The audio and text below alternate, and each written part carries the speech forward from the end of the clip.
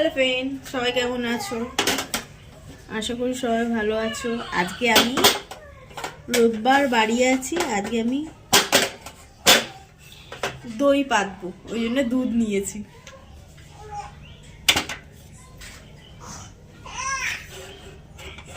পাঁচশোর থেকে একটু বেশি দুধ নিয়েছি। দাঁড়াও দেখাচ্ছি তোমাদের। 500 থেকে একটু বেশি দুধ নিয়েছি।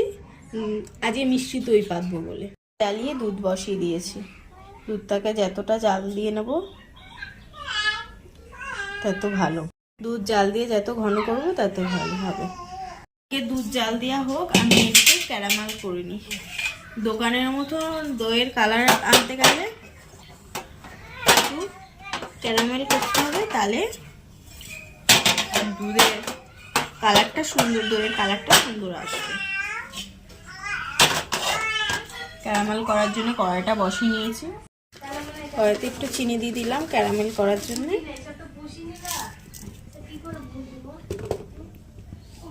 আর একটু জল দিয়ে দিলাম ক্যারামেলটা হওয়ার জন্য। এইদিকে আমার দুধ গরম হচ্ছে, দুধটাকে ঘন করে নিতে হবে একটু। এদিকে দুধ গরম হচ্ছে আর এদিকে আমি ক্যারামেলটা করে নিচ্ছি। এটা যাতে চিনিটা না পুড়ে যায়, বলতে জাস্ট লালচে লালচে ভাবটা আসবে।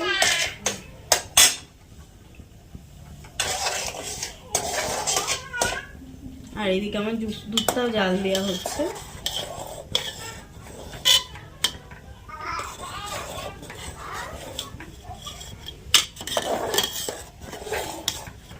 আমি টক দই করেছি অনেকবার, মানে মিষ্টি দই ফার্স্ট টাইম করছি।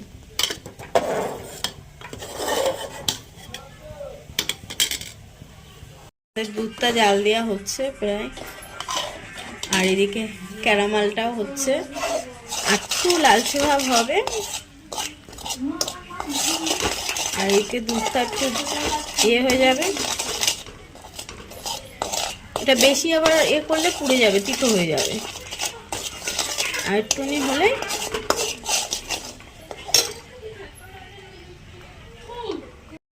এই যে দেখো ক্যারামেলটা এরকম হবে, ঠিক এরকম লালচে ধরনের হবে। আমার ক্যারামেলটা হয়ে গেছে। এদিকে আমার দুধটাও প্রায় ফুটে ঘন হয়ে গেছে। আর একটু ফোটাবো।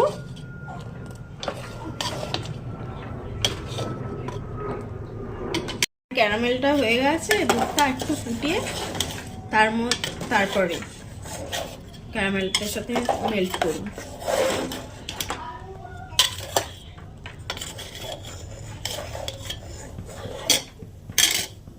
অল্প অল্প করে অল্প একটু দুধ ঢেলে ক্যারামেলটার সাথে মিশিয়ে নেব।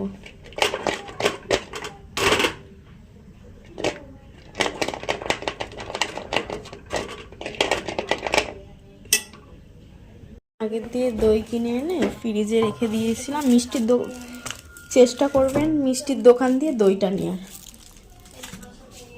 আমি মিষ্টির দোকান দিয়ে দই কিনে এনে রেখেছিলাম। মিষ্টির দোকান দিয়ে দই আনলে মানে দইটা ভালো হবে। আর টক দই এনেছি আমি।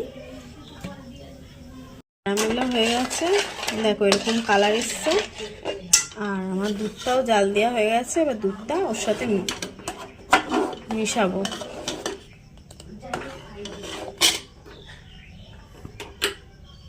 সাথে ওই ক্যারামেলটা আস্তে আস্তে মিশিয়ে দেবো।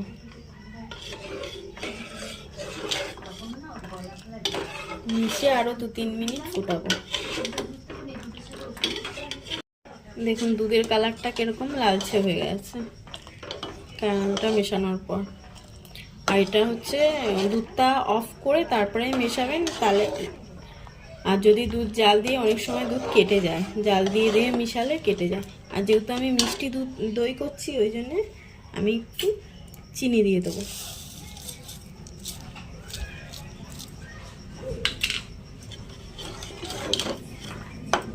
চিনিটা দিয়ে 3 থেকে 4 মিনিট দুধটা ফুটিয়ে নেব।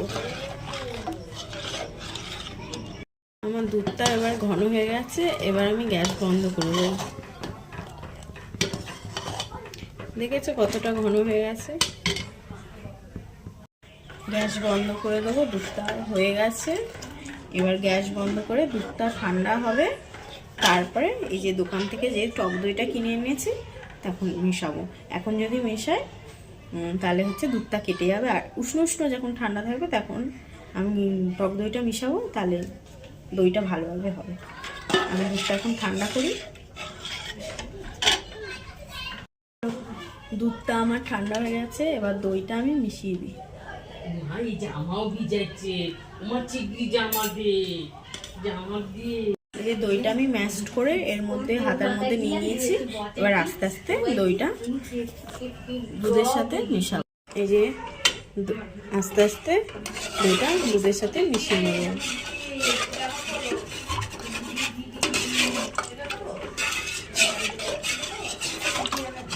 মিশিয়ে নিয়ে দইটা মেশানো হয়ে গিয়ে এই বাটিটার মধ্যে আস্তে আস্তে ঢেলে দেবো।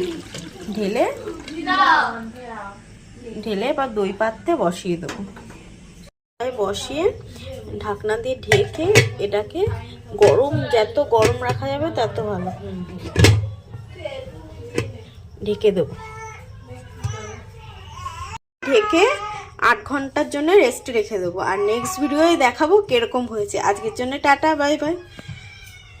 নেক্সট ভিডিও দেখা হচ্ছে তোমাদের সাথে।